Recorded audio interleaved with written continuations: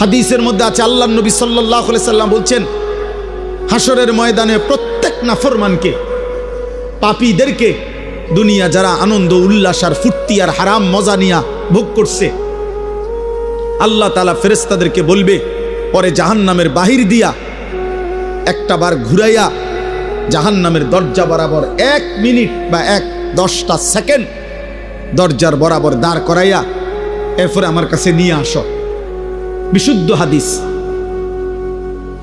প্রত্যেক নাফরমানকে ফেরেশতারা জাহান্নামের বাহিরে ঘুরাইয়া দরজার সামনে 1 মিনিট বা 10টা সেকেন্ডের জন্য দাঁড় করাবে।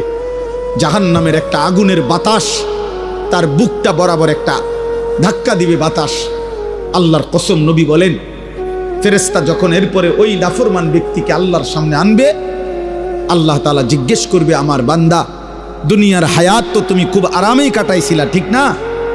তো সেই নাফরমান পাপী অথচ দুনিয়ায় যে ভোগ বিলাস করছে, সে আল্লাহকে বলবে, রব, জীবনে সুখ কি জিনিস আমি তা কোনোদিন দেখিনি। জাহান্নামে এখনো ঢোকে নাই, জাহান্নামের প্রথম বাতাসের ধাক্কা।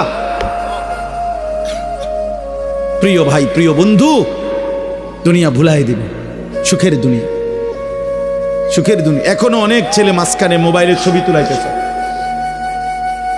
ফালতু বাপ, তুমি উঠে গেলে ভালো। আমি তো ভোটের জন্য আসি নাই, কাজে ব্যাপক জনসমর্থন আমার দরকার নেই। আমি নির্বাচনে প্রার্থী না।